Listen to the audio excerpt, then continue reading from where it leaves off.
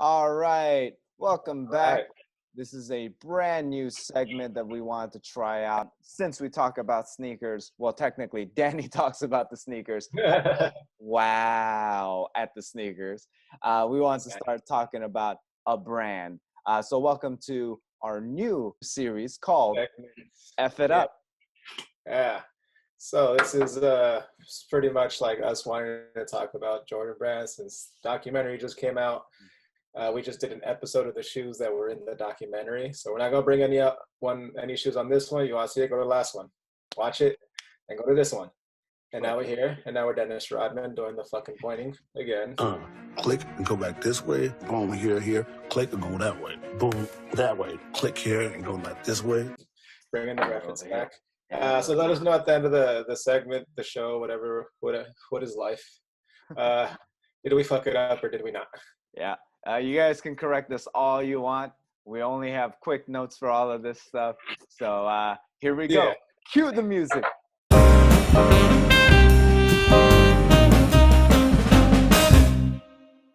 So the story of how Jordan became Michael Jordan, the Jordan How brand. Jordan fucking birthed Nike, Yeah. fed it up through his skinny titty because he wasn't thick boy Jordan. And That now, pretty much brought Nike into relevance again.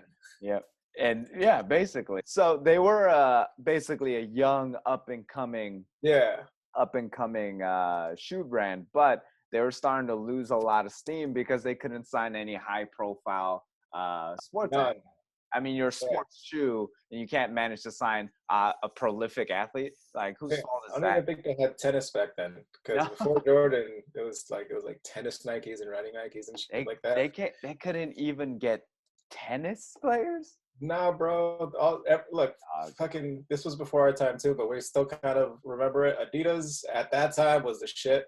They had all of hip hop on lock with Beat Going, with Run DMC. Like it is my Adidas.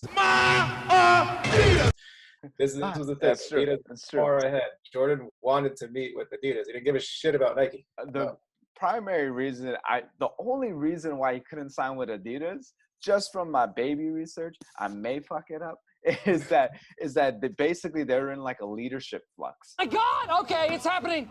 Everybody stay calm. What's the Everybody procedure, stay calm. everyone? What's the procedure? Stay calm. Wait. Everybody calm down. So they were just like in panic button mode for whatever reason. And obviously Jordan, being as competitive as he is, didn't want to sign with Converse because they had already had Magic Johnson and Larry Bird, and he was like, "Bro, I'm about to sweep these cats." Like, what are you talking about? You can't. Like, what did Converse do for Magic and Larry? Exactly. Like, they didn't even push him out there as hard as I thought they would. Like, you have Magic Johnson and Larry Bird, like two of the high. But I will say though, Converse was basically like the first shoe ever. Like, it was basically like caveman status. Like, they were the first recognizable shoes, right?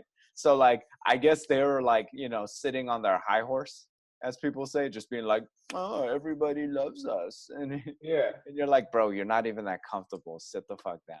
Yeah. Because back then there was like no real shoe technology. Yeah, but does it lace up? Exactly. Yeah. Can you run in them? Dope. Yeah. Cool. But it cuts up my heels. So. Don't be a fucking cry. Yeah. Stop crying out here. One of the things though, I mean, Michael Jordan has to thank his mom for sure. Yeah, his mom was like, "Boy, if you don't get in that boardroom, get this fucking deal." Yeah, first of all, you weren't even the number one pick in the NBA draft. If you don't get in this boardroom, because this was the time when big men were super prevalent. What? Like, if you didn't have a big man, like, those were the number one picks. Now it's like all short people who can shoot threes. But like back in the day, everyone wanted like 7 feet tall guys around the rim because it was all condensed. Everything was like a condensed thing. So, and number 3 pick, am I right? Yeah, number 3 pick of the NBA finally gets to meet with Nike, and Nike finally offers him a huge deal, right? What was the deal? Fucking. I found it. It's $500,000. It was a five-year deal, $500,000 a year with 25% royalty. No, which is big right there. Back 'Cause- in that day. Hell Yeah, because the 25% royalty is going to go a long way. Because Jordan, once he released his sneakers and started playing, Mhm. far exceeded whatever they thought that the shoe Easily. sales were gonna Easily. push. Easily. I think he ended up like $200 million in sales. Oh or yeah, some shit first like shoe, that. First year. shoe. Yeah, first They only shoe, first expected year. 20 million, I think, at most. Mhm. At most, so they couldn't. Yeah. So 25% of that. Come Yeah. on. So it actually in 1984 they finally teamed up. They got Jordan. They finally made Air Yeah. Jordan They ones. showed him the shoes. He didn't like them. He's like, Yeah. get these out of here. These are whack. So he hated them because he hated the colorway. There's actually a David Letterman interview where he's like, bro, like David Letterman's like, oh, we can't show the shoes. It's an ugly color, and he's like, yeah, it is. Now, why wouldn't they let you wear it? Just because it's ugly, I guess, for starters. Hey, I agree with you. They are ugly. Now, wait a minute. Didn't you help design these? It's the shoe, not the color. Oh, not the color. Like he's He agreed. he like agreed. He's like he still hates he hates that colorway. On top of that, there was a rumor that Jordan, and I don't know where I found it. I can't find it again. What's the rumor? There was a rumor that he called the design garbage, and he wasn't a fan of the colorway because it reminded him of the devil. You know, like yeah, like because it's all red, it's all black or whatever, and so like that's what he apparently said. And it just always reminds me of that Waterboy scene with his mom, you know, where it's like that's the devil. Big exam because school is the devil. Everything is the devil to you, mama. That's the devil. Foosball. That's the devil. Yeah. And then it finally gets released. Jordan 1s. I'm guessing he didn't have much say in the design of the shoe because it stayed exactly the same. Jordan 1 finally released. But even before the official Jordan 1s, it was the airships, and the airships were the ones that got banned. Nope. Yep. So the airships, the NBA was just like colors are too loud, like keep it basic. Yeah. And Jordan's like, well, I'm gonna wear them. And then the NBA was like, all right, well, we're gonna charge you. I think it was $5,000 per game. $5,000 per game. Like $5,000 for free advertising on a banned shoe. Let's do it. Yeah, but that's the common misconception, right? Everyone thinks like the Air Jordan 1s were the banned shoes. Nah. It's the airship. And the airships are dope. The airships are super sick. Was fire, and it's worth like $2,000 right now. Yeah, I'm not sure why Jordan didn't like that colorway. Again, I'm not the biggest fan of Air Jordan 1s, but I didn't mind Jordan also either likes color. bootcut jeans and Hanes t-shirts. True. I think he likes Hanes money.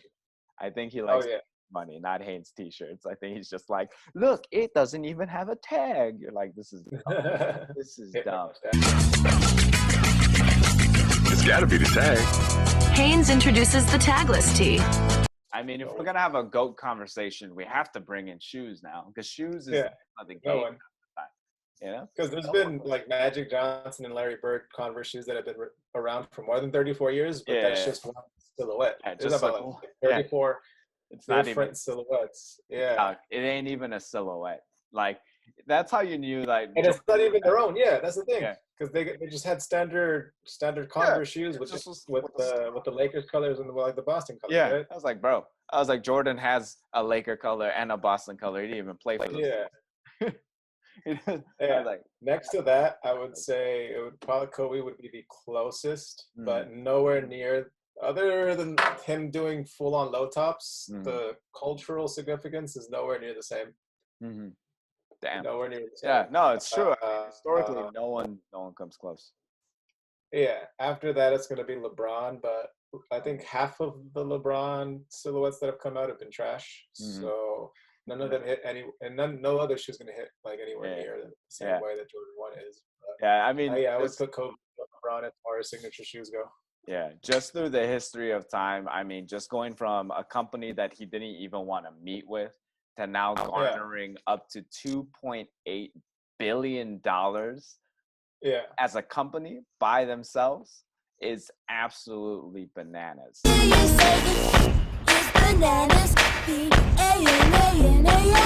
And they even say that it's most likely a conservative estimate.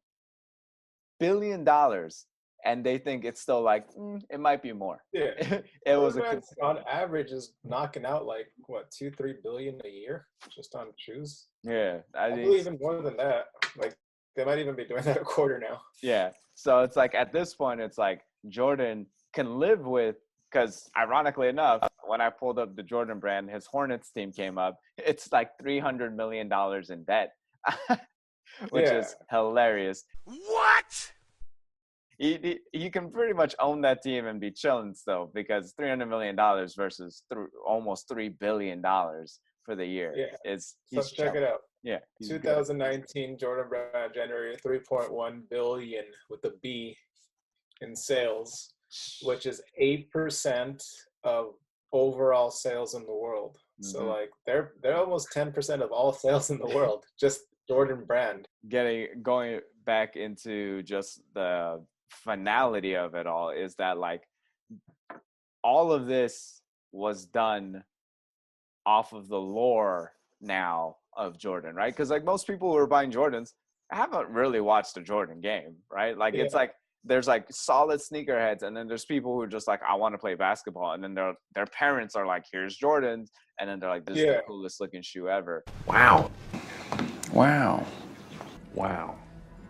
And it's just like, and that's how you know he's one of the most competitive people. Everyone always says that like secretly he released this documentary to kind of just remind people, be like, because LeBron started creeping back up, and he was like, let me remind y'all of who I am.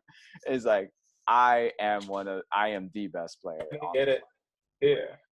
They've actually been trying to get this going on for like 10 years, and for the longest time, Jordan was just like, nah, I don't want to do it. Nah, I don't want to do it. I need creative control. And then finally, when he was like, I think I'll do it, they're like, okay, but we're talking to your ex-wife also. He's like, nah, you know what? Never mind. I'm good. Yeah. And then finally, but yeah, like with the documentary coming out, especially since basketball completely stopped, there's no debate as to like who's going to lean towards who as far as who the GOAT is between. If there even should be like a LeBron versus MJ debate, like it's MJ. Mm-hmm. But right when around that time when Jordan was getting drafted to the NBA, it started downtrodden a little bit. So Nike's absolute need to try to create a superstar, basically just create one and just pray that that person lives up to expectations, was like all three of those came through in a holy triumvirate. Created. And no other player could have done what Jordan did, because he like, it's not like it was a secret. Like Jordan was destroying college basketball. Yeah. He was winning championships in college basketball. Yeah. He didn't touch his hell. He was the GOAT. It's called he's a winner. I'm a winner. I'm going to win. You know? Yeah, so it wasn't like a small sample size of like, it's not like the Kyrie situation where he signed for Duke, he was injured, only played like 2 or 3 games, and then went to the NBA, and they're like, hey, what's going on? Is this kid actually going to be good or not? Like, nah, everybody knew this kid was going to be good. They just didn't know if he was going to be able to hit a jump shot, which eventually he did. Yeah, which ironically, though, I mean, one of his like most replayed college things was him hitting a game-winning jump shot. A jump shot. Like, so I'm like, of course this guy has a jump shot and he's crazy athletic. I'm just saying, just to review the tapes, y'all need to do a better job. Adidas, I know how y'all feeling, but Nike, great job, especially marking it the first shoe as like the bad boy shoe. Congratulations on that victory. But the early sneaker designs, like the fact that, I mean, Peter Moore designed the Air Jordan 1, and then Tinker Hatfield came in and designed the rest, and had to design my favorite shoe of all time, Jordan 3. He also designed the Jordan 4 and like a lot of other shoes, and it's just kind of like they had some of the best designers, some of the best technology for shoes, and the best athlete in the world globally. Like that's part of the reason it worked out. I mean, Jordan turned the game into a global game. My favorite commercials of all time for the shoes is, of course, the Gatorade commercial when he's coming back from retirement. He's on the Wizards and he has to play a younger version of himself. Yeah. Fun fact, that's Jamal Crawford. That the younger Jordan was Jamal Crawford. Yeah. There you go. I didn't know that. Yeah. It's like it's crazy that I was like, oh, okay, that makes sense. I guess I didn't realize that Jamal Crawford could dunk like that. Fucking Yeah. Jordans are fucking fire for a reason. They're Yeah. in all of hip hop. Everybody raps about Jordans, or Yep. every single person that gets money ends up getting some type of Jordan. Yeah, I mean, you have to. You can't go into any rapper's house and not see a Jordan shoe. Nah. Little other fun facts that I feel like is going to tarnish the Jordan brand, but all these players are good, but it actually ended up becoming a separate brand. Still is with Nike, but became the official Jordan brand in 1997. And then all these notable basketball athletes, let me know what you know that they have all in common. LaMarcus Aldridge, Carmelo Anthony, Jimmy Butler, Mike Conley, which I did not know, Blake Griffin, Chris Paul, Jason Tatum, Kemba Walker, Russell Westbrook, Luka Doncic, and Zion Williamson. What do all of these different size, different positional players all have in common? I know. Pick me. They all said fuck them kids. That, and they all have zero rings. Bruh. No Zero chips. Yeah. So chips. you could literally get the Jordan face crying meme and put it on each one of their Every bodies. single one of those players. None of them have the chips with the dip. No. Closest one has been Jimmy Butler until Kawhi Leonard shattered his fucking brain. It's almost like a curse. Maybe this is a curse. It's like a low-key curse. That's a full-on curse. Yeah. You know what? We're going to start. Hashtag Jordan brand curse. All right, y'all. This has been an episode of F It Up, Jordan brand edition. Hope y'all enjoyed it. Please comment below of all the moments that we fucked up, because we definitely did. We said 33, meant 34, could be 35. Who knows? But we hope that you enjoy it. Please watch our other episodes of Quarantine Space, Office Space. Those are released every Wednesday, and hope to see you soon. My name is Rio Cho, at Rio Cho. Danny, aka Lazy Days. Let us know what else you want us to fuck up, by the way, too. If there are other topics you want us to go into, we'll fuck it up for you. Yeah, as many topics you want us to fuck up, we shall fuck up. Love, peace, chicken grease. Cue the music.